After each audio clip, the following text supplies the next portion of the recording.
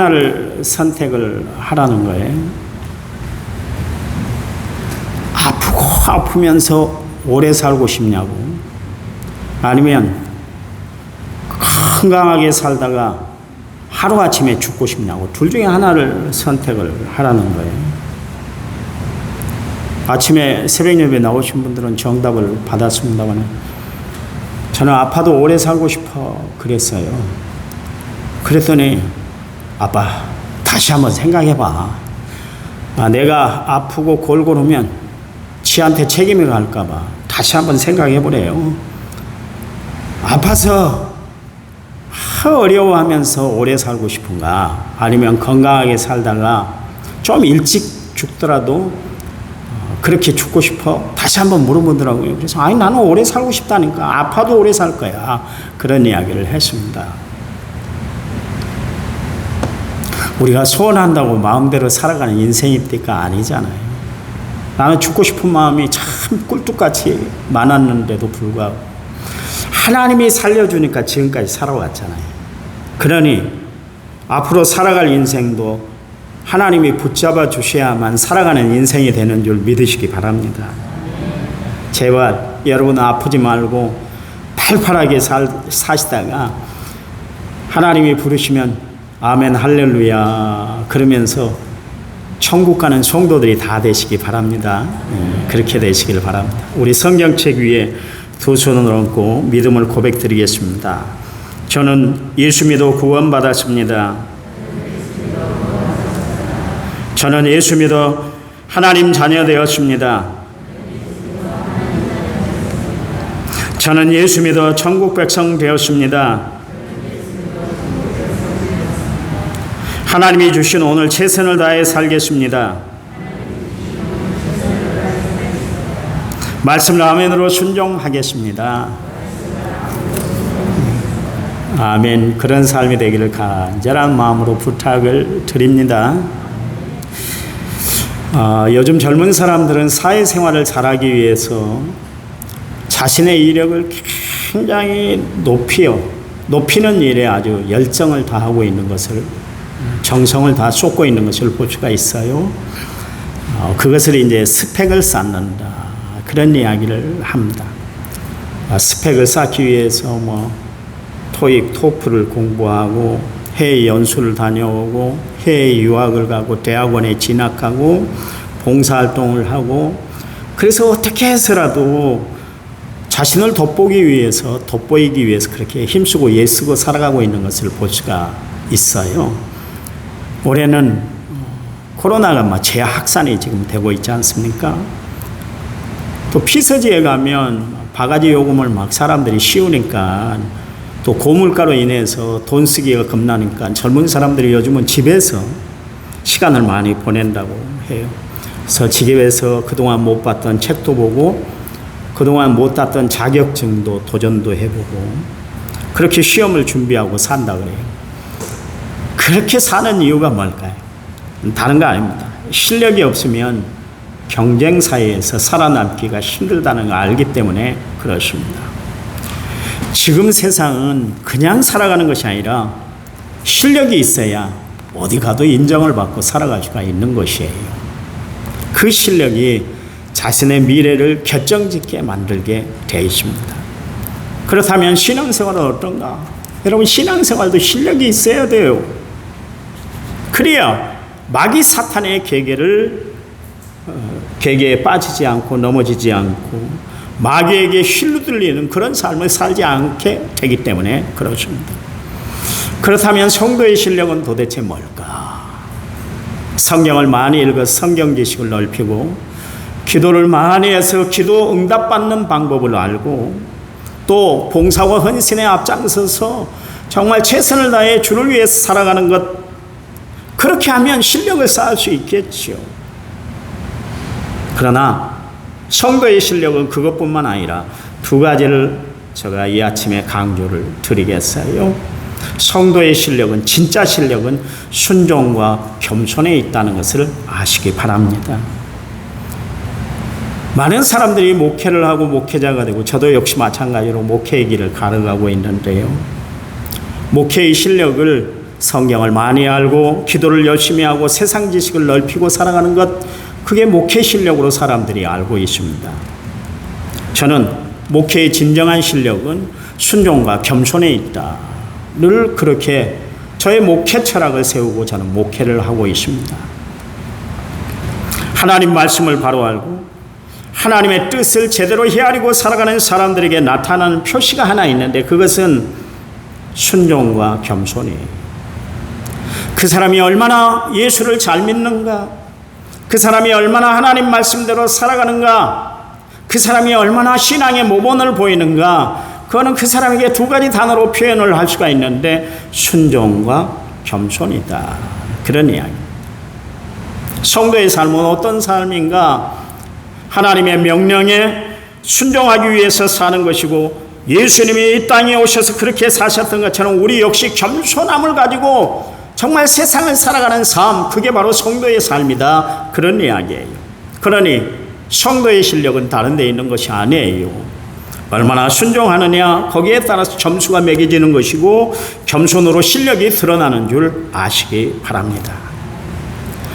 여러분, 성경에 등장하는 하나님의 사람들을 보면 그들은 한결같이 그들이 쓰임받을 수 있었던 비결은 뭐냐면, 그들은 하나님께 말씀의 성령의 역사에 전적으로 순종하며 살았기 때문에 그들이 하나님 앞에 위대하게 쓰임받을 수 있었다, 그런 이야기예요.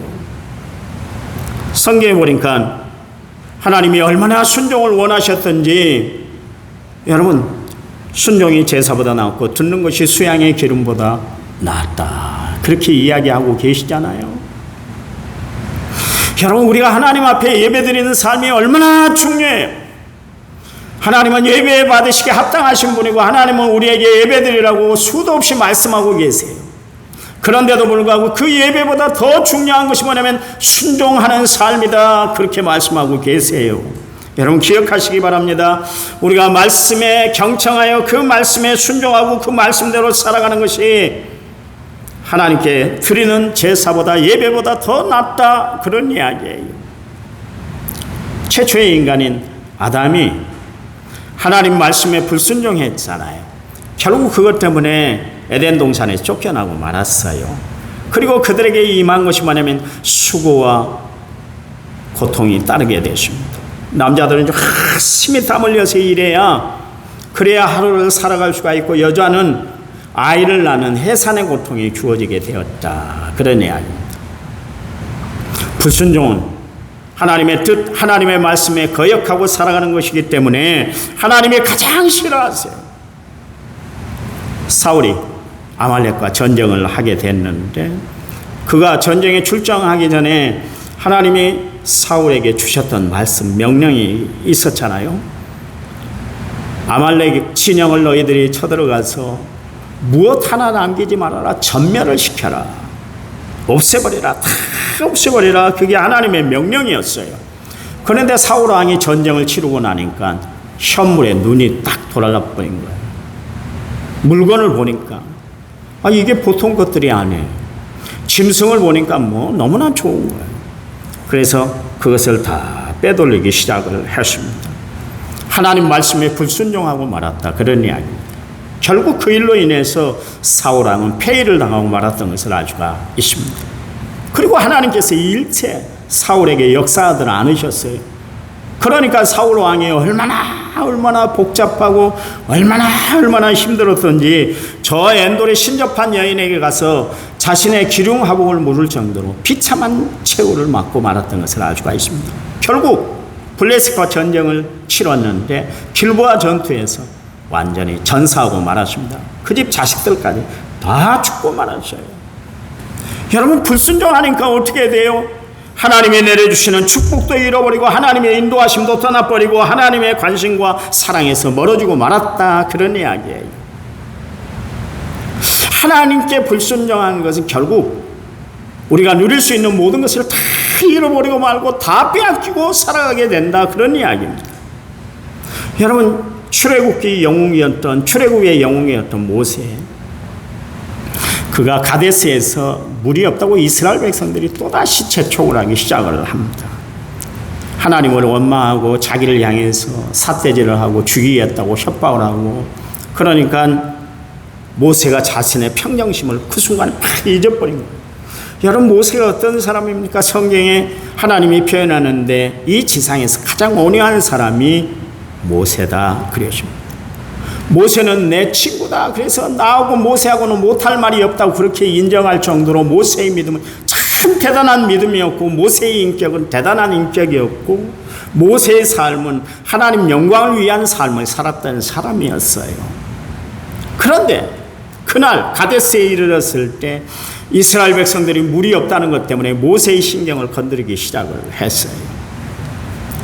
이번에는 하나님이 모세의 기도에 응답하셔서 무리바의 물 사건처럼 반석을 2번 지팡이로 치지 말아라. 지팡이로 2번 치지 말고 그냥 가르치기만 해.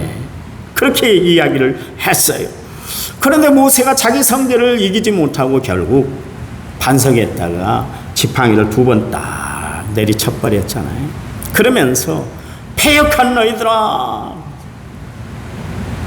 입에 담을 수 없는 욕을 해버린 거예요. 여러분, 하나님의 사람인데도 불구하고, 하나님을 바라보고 살아왔던 사람인데도 불구하고, 하나님의 능력의 일꾼이었음에도 불구하고 그가 실수를 하고 말았어요. 자기 감정을 다스리지 못했어요. 결국 그 물사건 때문에 어떻게 돼요? 모세는 가나안 땅을 들어가지 못했어요. 하나님의 명령을 어김으로 말미암아 그는 가나안 땅이 훤히 보이는 누보산에서 쓸쓸한 최후를 맞고 말았던 것을 알 수가 있습니다. 아무리 하나님의 일을 많이 했다 할지라도, 하나님과 친구가 되어서 그렇게 산다 할지라도, 하나님 말씀에 불순종하면 하나님이 징벌을 내리세요. 요나가 하나님의 미션을 받았잖아요. 니느웨 성으로 가서 회개에 합당한 열매를 맺게 해라. 그러면 하나님이 그 도성을 사해 줄 것이다. 이 메시지를 전하라는 거예요, 요나로 하여금. 그런데 요나는 원수의 나라 아수르가, 그 아수르의 수도인 니느웨가 회개해서 그들이 하나님의 구원을 받는 것이 싫었어요. 제가 새벽 설교 때나 설교 때 말씀을 드렸습니다마는 아수르라는 나라가 얼마나 험악한 나라인지 몰라요. 아시리아라는 나라가 있잖아요. 최초의 철기를 가지고 그 근동을 다 다스렸던 나라가 아시리아인데요.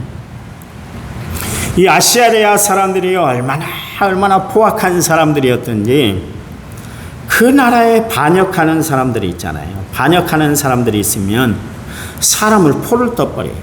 포를 떠서 가죽을 다 벗겨고 그것을 성벽에다가 걸어놨던 족속들이 바로 아수르 사람들이에요. 얼마나 포악한지 몰라요. 그런데다가 원수의 나라잖아요. 이스라엘을 그렇게 괴롭혔던 나라가 아수르 아닙니까? 그런 나라에 가서 회개의 복음, 하나님의 메시지를 전하라니까 요나가 뒤틀린 거예요. 신기가 불편해진 거예요. 그래서 요나가 아수르로 가는 니느웨로 그러니까 아수르의 수도인 니느웨로 간 것이 아니라 그 당시 항구 도시였던 요바로 내려가서 다시스, 스페인으로 가는 배를 타고 말았어요. 요나가 탄 배가 결국 풍랑을 맞게 됐잖아요. 그랬더니 뱃사람들이 제비를 뽑았더니 요나가 뽑히게 됐습니다. 결국 어떻게 합니까? 풍랑을 잔잔하게 한다고 바다신 용왕을 노엽게 했다고 그래서 인신제물을 드려야 되겠다 그래서 요나를 바다에 떨쳐버리고 말지 않습니까? 그리고 나서 요나가 물고기 뱃속에서 3일 동안 살았단 말이에요. 그랬으면 한번 혼쭐이 났으면 정신을 바짝 차리고 신앙생활하고 하나님의 일들을 감당해 나가야 될 거 아니겠어요? 그런데 그가 물고기 뱃속에서 기적적으로 살아났음에도 불구하고 그는 끝까지 하나님의 명령을 받아들일 수가 없었어요.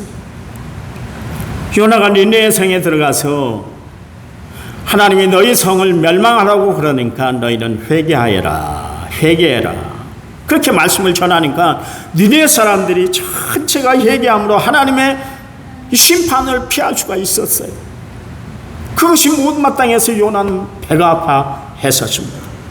그는 하나님의 선지자로 부름을 받았음에도 불구하고 하나님의 명령을 끝까지 거역했던 사람이에요. 여러분, 불순종은 이처럼 하나님의 일을 감당하지 못하도록 만들어버리는 것이 바로 불순종이에요. 출애굽한 이스라엘 백성들을 결국 가나안 땅을 들어가지 않습니까? 하나님의 가나안 땅 들어가기 전에 이스라엘 백성들에게 주신 말씀이 뭐냐면 우상을 숭배하지 말아라, 다른 나라를 의지하지 말아라, 애굽을 동경하지 말아라. 하나님이 계속해서 말씀을 주셨어요. 그런데 그들은 한결같이 바알과 아세라를 섬기고 말았습니다. 그리고 어려울 때마다 주변의 큰 나라들에게 도움의 손길을 청했던 것을 알 수가 있습니다. 그들은 철저히 하나님의 말씀을 거역하고 말았어요. 여러분, 세상에서 제일 어리석고 미련한 사람이 어떤 사람이에요?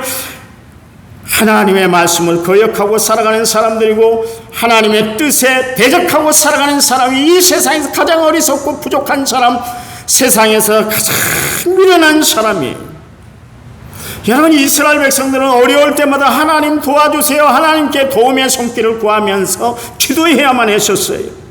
그리고 하나님을 전적으로 의지하고 신뢰해야만 했었는데 그들은 세상을 더 의지하고 세상을 더 많이 바라보고 하나님의 말씀을 철저히 무시하고 살았다, 그런 이야기입니다. 그래서 어떻게 됐어요? 하나님의 말씀에 불순종함으로 말미암아 이스라엘이 결국 어떻게 됩니까? 아수르에 끌려가고 바벨론의 포로가 되고 로마의 말바꾸기에 완전히 짓밟히고 말았던 것을 우리가 알 수가 있습니다. 이 시간 우리는 하나님 앞에 이렇게 기도하면서 여러분 살아가시기 바랍니다. 하나님, 내가 하나님 말씀에 하나님의 뜻에 전적으로 순종하는 사람이 되게 해주세요. 하나님, 순종의 영성을 가지고 세상을 살아가는 믿음의 사람이 되게 해달라고 하나님 앞에 기도하고 살아가는 성도들이 되시기를 간절한 마음으로 부탁을 드립니다. 부탁드려요. 다윗이 사도행전 13장 22절 말씀처럼 하나님 마음에 합한 사람이다 표현하고 있잖아요. 왜 하나님 마음에 꼭 들었을까요? 다윗은 순종하는 사람이었기 때문에 그렇습니다. 그의 일생에 두 가지 사건이 있었는데요. 사울의 시기심 때문에 다윗이 사울의 낯을 피해서 20년 동안, 길게는 20년, 짧게는 10년 동안 도피자 생활을 하고 있었습니다. 말이 그렇지 얼마나 피가 말랐겠어요. 얼마나 신경이 쓰이고 스트레스가 가중이 됐을까요? 한 번은 아둘람 동굴에 있는데 마침 사울 왕이 용변을 보기 위해서 굴 안으로 들어오는 거예요. 완전히 무장이 다 해체가 된 상태에서 지금 용변을 보고 있는 것이에요. 다윗이 칼만 들면 언제든지 죽일 수 있는 상황이 눈앞에 펼쳐졌어요. 그런데 다윗은 사울이 하나님이 기름 부어 세운 종이기 때문에 자기 손으로 해하지는 않았어요. 이런 기회가 두 번 주어졌음에도 불구하고 다윗은 사울의 생명을 해하지 않았습니다. 자신이 불편을 감수한다 할지라도 자신은 끝까지 하나님의 말씀을 지켜냈던 거예요. 하나님은 그런 다윗의 모습을 다 지켜보고 계셨던 것입니다. 그리고 다윗 일생의 최대의 목표는 뭐냐면 하나님의 성전을 짓는 것이거든요. 이스라엘 나라에 어느 누구도 하나님의 법궤가 오벳어돔에 있는데도 불구하고 그 법궤를 모셔오는 일에 누구도 생각을 하지 못하고 있었어요. 다 잊고 있을 때 하나님의 법궤가 어디에 있다고 생각지도 못하고 하나님의 법궤가 있다는 것도 생각하지 못하고 다들 그렇게 살아가고 있을 때 그때 유일하게 생각해낸 사람이 다윗이었어요. 얼마나 가상해요. 대단한 하나님 사람 아닙니까? 그토록 다윗의 중심은 하나님의 중심의 삶을 살았던 사람이었다는 것을 우리가 알 수가 있잖아요. 다윗의 관심은 오직 하나님뿐이었던 것이에요. 그래서 이번에는 성전을 짓겠다는 거예요. 그런데 하나님이 갓선지자를 보내서 그 일을 중단케하고 그 아들 솔로몬에게 그 대업을 잇도록 그렇게 하셨잖아요. 다윗은 하나님이 말씀하시니까 그대로 순종했어요. 두 마디 하진 않았어요. 하나님, 내 중심에는 오직 하나님뿐이라는 것 하나님이 아시잖아요. 그런데 어떻게 매몰차게 나를 내칠 수가 있어요? 아니, 내가 그동안 준비를 다 해놨는데 시작만 하면 돼요. 하나님이 하라고 말씀만 내리면 저는 언제든지 시작할 준비가 다 돼 있는 사람이에요. 그렇게 이야기하지 않았어요. 여러분, 다윗의 주특기는 뭐냐면 순종이 주특기고 다윗은 순종의 사람이었던 것을 알 수가 있습니다. 아무리 자기에게 좋은 일이 있다 할지라도 하나님이 하지 말아라! 그러면 안 했어요. 그리고 아무리 하기 싫은 일이라 할지라도, 좋다 할지라도 천하에 누가 말려 그 일을 진행했던 사람이 바로 다윗이에요. 하나님이 좋아 해 걸면은 어떤 일이라도 감당했던 사람이 다윗이다, 그런 이야기예요. 철저히 하나님의 명령에 순종했던 사람이 다윗입니다. 하나님이 그 다윗의 중심, 그 마음을 헤아리신 거예요. 여러분, 하나님 보실 때 얼마나 감동이 됐겠어요. 얼마나 감동이 됐겠어요. 나는 오늘 예배드린 모든 성도들이 하나님 마음에 감동을 끼치는 성도들이 되시기를 간절한 마음으로 부탁을 드립니다. 순종은 하나님의 마음을 감동시키는 것이에요. 우리도 다윗처럼 순종의 사람이 되어서 하나님께 인정받는 믿음의 사람, 하나님의 마음을 감동시키고 살아가는 성도들이 되시기를 간절한 마음으로 부탁을 드립니다. 바울이 하나님 앞에 크게 쓰임받을 수 있었던 비결 역시 마찬가지로 그가 순종의 사람이었기 때문에 그렇습니다. 바울이 다메섹 도상에서 부활하신 주님을 만났잖아요. 그때 바울에게 하나님이 사도권을 부여해 주시고 특별히 이방인의 사도, 이방인들에게 복음 전도하는 전도자로 하나님이 그때 세우셨거든요. 얼마나 감사했던지 디모데전서 1장 12절 15절 말씀에 나를 능하게 하신 그리스도 예수 우리 주께 감사함은 나를 충성되이 여겨 내게 직분을 맡기셨기 때문이다 그랬어요. 그러면서 주의 은혜가 그리스도 예수 안에 있는 믿음과 사랑과 함께 넘치도록 풍성하였도다. mit보다 모든 사람이 받을 만한 이 말이여 그리스도 예수께서 죄인을 구원하시려고 세상에 임하셨도다 하였도다. 죄인 중에 내가 죄수다 그랬습니다. 바울은 자신을 되돌아보면 정말 하나님이 자신을 들어서 사용하신다는 것이 너무나 은혜가 컸어요. 그래서 그 은혜가 너무나 감사해서 일평생 죽을 둥 살 둥 모르고 주를 위해서 최선을 다해 일했던 것을 알 수가 있습니다. 자신을 살린, 자신을 구원시킨 이 복음을 전하기 위해서 바울은 생명을 바쳐 이 복음을 증거했던 것을 알 수가 있습니다. 만나는 사람들에게 복음을 전하는 거예요. 예수 이야기를 하는 거예요. 그런데 많은 사람들이 바울의 의심을 믿지를 않았어요. 의심을 했어요. 그가 예수 믿고 변화됐다고 쇼하는 거야, 쇼. 그렇게 하고서는 성도들을 잡아들이기 위해서 저렇게 예수 믿는다고 그렇게 우리에게 이야기하고 있는 거야. 그러면서 바울의 변화를 믿어주질 않았어요. 그때에 베드로가 바울에게 찾아가서 권면을 합니다.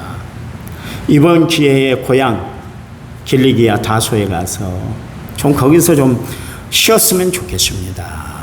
바울에게 그런 이야기를 했어요. 그러니까 바울이 베드로에게 아니 왜 내가 변화됐는데, 내가 예수의 사람이 됐는데, 내가 하나님의 거룩한 자녀가 됐는데 왜 내 말을 못 믿는 것이오? 그러면서 대들질 않았어요. 베드로의 말에 그대로 순종을 했습니다. 바울은 보세요. 하나님의 사람에게 하나님의 사람이 하는 말에도 순종을 했어요. 그러니 이 사람은 하나님 말씀에 당연히 순종하며 살았다, 그런 이야기예요. 자기 고집을 피우질 않았어요. 그런가 하면 이 바울이 소원이 하나 있었는데 그것은 뭐냐면 아시아에서 복음을 전하는 것이었습니다. 그런데 그가 기도하다가 환상 중에 마게도니아 청년이 손짓을 하네. 이리 오세요, 이리 오세요, 우리에게 오세요. 그것을 보고 이게 하나님의 뜻인가 보다. 그리고 그의 발걸음을 유럽으로 돌렸습니다. 마음에 원하는 바가 있었지만 자신의 뜻이 하나님의 원하는 바가 다르면 바울은 자기를 포기하고 하나님의 뜻을 따랐다, 그런 이야기예요. 여러분, 순종은 어떤 것이에요? 내 자아를 다 꺾어놓고 내 자아를 내려놓고 하나님 말씀에 하나님의 뜻에 따르는 것이 순종인 줄 믿으시기 바랍니다. 세상에 아무리 힘들고 어려운 일이 있다 할지라도 하나님의 하나면 하는 성도들이 되시기 바랍니다. 목사의 말이 중요한 게 아니에요. 여러분, 하나님의 말씀이 중요한 줄 믿으시기 바랍니다. 바울은 철저히 순종하는 사람이었어요. 바울의 순종의 영성이 하나님이 그를 위대하게 사용했던 비결이었던 것을 알 수가 있습니다. 기셉 사람 엘리야라는 사람이 있는데 그가 얼마나 능력이 많은 사람이었던지 한 번은 기도했어요. 하나님, 이스라엘 땅에서 비를 거둬주세요. 그랬어요. 그래서 3년 반 동안 비도 이슬도 내리질 않았습니다. 그래도 이스라엘 백성들이 그 척박한 땅에서 살 수 있었던 비결은 뭐냐면 이슬이 내렸거든요. 365일이면 거의 3분의 2가 이슬이 내려요. 우리는 이슬을 내리는 기간이 딱 있잖아요. 이스라엘 나라는 상시 이슬이 내려요. 그러니까 과실이 자라고 목축업이 발달할 수 있고 여러 가지 조건이 있었어요. 그 나라는 너무나 척박한 땅이기 때문에 물이 없으면 살 수 없는 지역이에요. 그런데 하나님이 어떻게 섭리를 하셨던지 그 땅에 아침이 되면 이슬을 다 머금게 했어요. 그래서 이스라엘 백성들을 살도록 했다, 그런 이야기. 그런데 비도 안 오고 이슬도 안 내리고 3년 반 동안 그런 어려움이 이스라엘 땅에 임하게 됐어요. 온 이스라엘이 기근에 덮이게 되었습니다. 어느 하루 하나님이 엘리야에게 시돈에 있는 가부의 집을 찾아가라, 그 집에 머물러라, 그런 이야기를 했습니다. 그날 엘리야가 가부에게 내 손에 있는 떡 한 조각을 주어서 나로 좀 먹게 해달라, 그런 이야기를 했어요. 그러니까 가부가 이런 이야기를 합니다. 오늘 우리 아들하고 나하고 둘이 살아가고 있는데요, 이 가루로 떡을 만들어서 둘이 먹고 이제 마지막을 준비하려고 합니다, 그런 이야기를 했어요. 그것은 지금 우리가 먹는 양식은 마지막이에요, 그런 이야기예요. 그런데 엘리야가 그 비참한 이야기를 다 들었음에도 불구하고 기어이 떡을 만들어 오라는 거예요. 떡을 만들어 오라는 거예요. 어떻게 보면 참 냉정한 사람이요, 인간성이 제로인 사람이요. 그러나 그것은 그녀의 순종의 믿음을 보이기 위한 하나님의 역사였어요. 하나님이 엘리야를 불러놓고 엘리야를 통해서 그 가부에게 말씀하시는데 지면에 다시 비가 내릴 때까지 통에 가루가 없어지지 아니하고 그 병에 기름이 떨어지지 않을 것이다, 그런 이야기를 했어요. 그랬더니 하나님의 말씀대로 이루어졌잖아요. 그 생명의 위기 가운데서도 그 모자가 살아남는 역사가 베풀어졌어요. 여러분, 죽음의 위기 가운데서도 채우라고 생각하는 그 순간에도 하나님 말씀에 순종했더니 하나님이 채워주시더라, 그런 이야기예요. 여러분, 순종은 체험의 역사를 체험하게 하는 줄 믿으시기 바랍니다. 성도 여러분, 이 시간 기억하시기 바랍니다. 우리의 순종은 하나님의 체험의 역사를 체험하게 하는 은혜의 도구인 줄 믿으시기 바랍니다.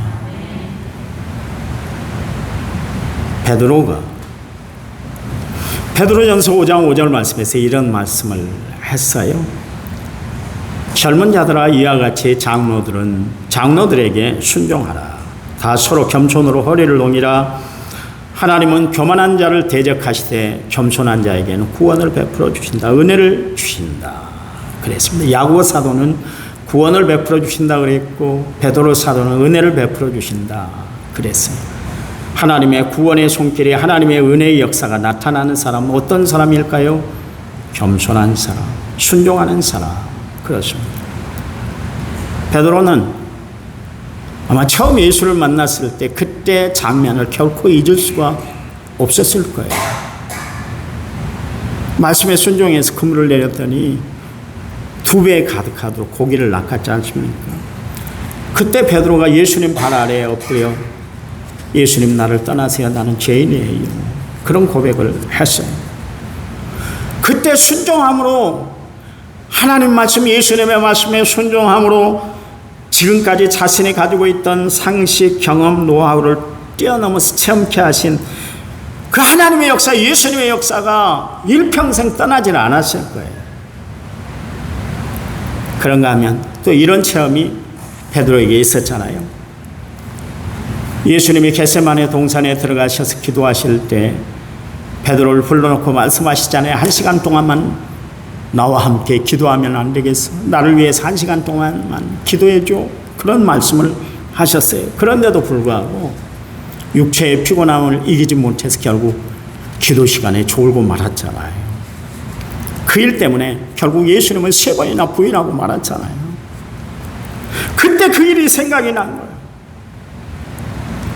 아, 예수님의 말씀에 순종했더니 엄청난 기적을 체험하기도 했고, 예수님의 말씀에 불순종했더니 내가 엄청난 어려움을 당했구나. 그게 생각이 난 거예요. 그게.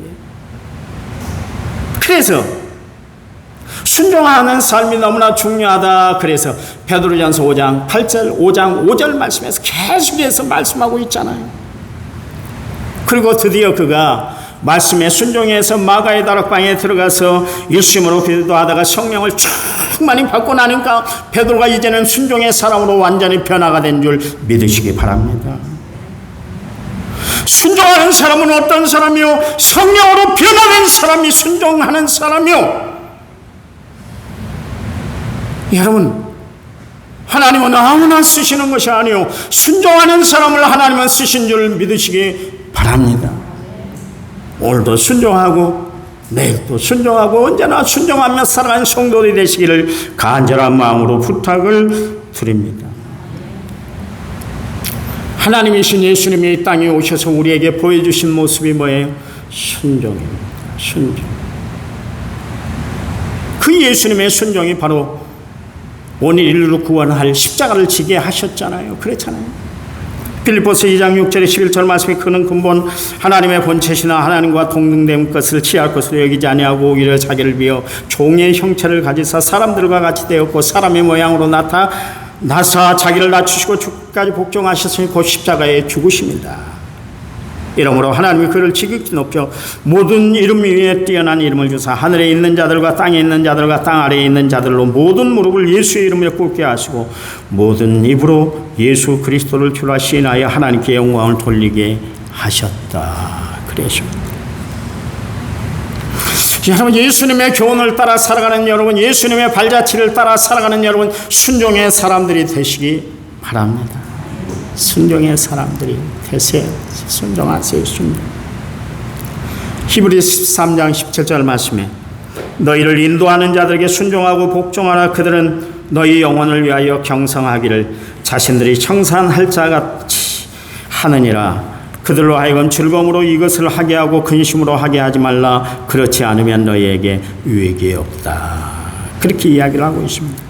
여러분, 주의 뜻, 주의 말씀에 순종하심으로 하나님이 누리게 하시는 축복을 다 누리고 살아가는 성도들이 되시기 바랍니다. 마지막 때 여러분, 우리가 키워야 할 것이 뭐냐면 순종의 영성이에요. 순종의 영성. 왜 기도해요? 하나님 말씀대로 살고 싶어서 기도하는 거 아니에요. 왜 말씀을 읽어요? 하나님의 뜻 가운데 거하기 위해서 말씀을 읽는 거 아니에요. 하나님의 뜻대로 순종하기 위해 말씀대로 살아가기 위해서 우리가 말씀을 보는 거 아니에요. 여러분, 성경에서 지식을 얻으려고 성경을 읽으시나요? 태도가 잘못된 거예요. 잘못된. 그래요. 여러분, 하나님 앞에 바로 설 뿐만 아니라 사람들에게도 믿음이 인정받는 사람은 어떤 사람일까요? 말없이 순종하는 사람. 말없이 순종. 말없이 순종.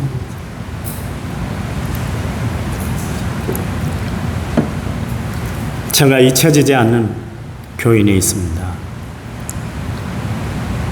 그 이야기 한번 했을 거예요. 지금은 천국 가셨습니다만 고윤정 집사님이라고 얼마나 성질이 불같은 점. 내가 목회에 참 어려움을 당했습니다. 전도사 시절에 하곡교회에 있을 때 어려웠어요. 한 아이가 자살을 했어요, 교회에서. 그리고 나서 의기투합해서 제가 목회 그만두려고 그랬습니다. 내가 가르친 제자가 약을 먹고 죽어버렸다는 것 때문에 얼마나 자괴감이 들던지 나 목회 그만둬야 되겠다. 그 생각을 했을 때 참 교인들이 의기투합해서 전도사님 그래도 일하셔야 됩니다. 힘주셨던 분들이에요. 그분 중에 한 분이 이제 고집사님이라는 분인데요. 기도해서 그 집사님과 중고등부 부장하고 내가 담당 전도사로 일을 했어요. 얼마나 어렵게 하든지 집에만 오면 가방을 내던져버렸어요. 교회가 이 교회밖에 없냐고. 내가 교회 가서 그 집사한테 무시당하려고 내가 교회를 다니는 거냐고 별 소리를 다 했어. 교회 다음 주에 안 나간다고. 그러면 우리 집사람이 꼭 하는 이야기가 있습니다. 당신 기도해 봤어? 기도하면 내가 죄인이야. 그 집사님 죄인이 아니야. 또 다음 주 가면 또 시험이 들어가고 오고 그러기를 여름 수련회까지 그랬어요. 그래 얼마나 제가 힘들었겠어요. 매일 정로안을 털어넣으세요. 그게 신경이 쓰이니까. 그라도 58kg밖에 안 나갔어요. 허리가 28이었어요. 깡 말랐지 더 말랐지. 그러니 베겨낼 수가 없는 거예요. 마침 수련회를 갔어요. 가평 못 가기 전에 수련회를 갔는데 한참 부흥 집회를 했어요. 그날 캠프파이어 한다고 난리가 난 때였어요. 근데 비가 억수로 쏟아져서 캠프파이어를 못하고 부흥회가 뜨겁게 진행이 됐는데 뚜벅뚜벅 걸어나오고 깜짝 놀랐어요. 또 뭘 트집을 잘라고 나오나. 지금 막 은혜를 끼치고 있고 아이들이 막 은혜 받았다고 아멘 하고 있는데 웬일이야 또 나오시나 그랬더니 딱 내 발 앞에 딱 물을 굽더니 전도사님 죄송합니다. 내가 그동안 전도사님을 너무 많이 괴롭혔어요. 나도 나가서 아니에요. 나도 집사님을 많이 미워했는데 이제부터 사랑하겠어요. 그러니 그날 집회가 어떻게 되겠어요? 새벽 2시까지 뒤집어지는 역사가 나타나 버렸습니다. 그때 30명이던 학생들이 100명이 내렸어요. 그래갖고 떡으로 케이크를 맞춰가지고 파티를 했습니다. 그해 아이들이 대학교 들어갔는데 서울대 2명, 고대 연대까지 해서 32명의 애 중에 1명만 전문대 들어가고 다 4년제 대학 들어갔어요. 엄청난 역사가 나타났어요. 근데 그분이 그런 이야기를 해요. 전도사님, 앞으로 전도사님을 괴롭히지 않고 무슨 말이든 순종하겠어요. 그 다음부터 매사에 순종해요. 끝까지 순종해요. 나 그런 분 처음 봤어요. 나를 괴롭혔던 사람이었는데 불구하고 그분이 변화가 돼서 순종의 사람으로 변화가 됐어요. 그분이 미국 가면서 자기 평생에 잊을 수 없는 목회자가 2사람이 있는데 김문일 목사하고 홍양 목사님이라고 있습니다. 우리 성결교단의 유명한 목사님인데 2분을 잊을 수가 없다고 그랬어요. 여러분 순종하니까 변화가 되더라 그런 이야기요. 순종하면 어떤 사람도 변화가 되는 줄 믿으시기 바랍니다. 하나님의 뜻에 하나님의 말씀에 오늘도 순종하고 살아가는 성도들이 되시기 바랍니다. 순종은 성도가 가질 수 있는 최고의 자산이에요. 여러분 나는 순종의 사람인가 불순종의 사람인가, 나는 축복의 사람인가 저주의 사람인가, 나는 천국 갈 사람인가 지옥 갈 사람인가. 순종의 사람이 되어서 축복을 누리고 또 천국을 소망하며 날마다 승리하며 살아가는 믿음의 성도들이 다 되시기를 간절한 마음으로 부탁을 드립니다. 기도합니다. 하나님 감사합니다. 늘 하나님을 바라보고 주를 의지하며 살아갑니다. 지금까지 살아온 것 하나님의 은혜고 앞으로 살아갈 것도 하나님의 은혜인 줄 믿습니다.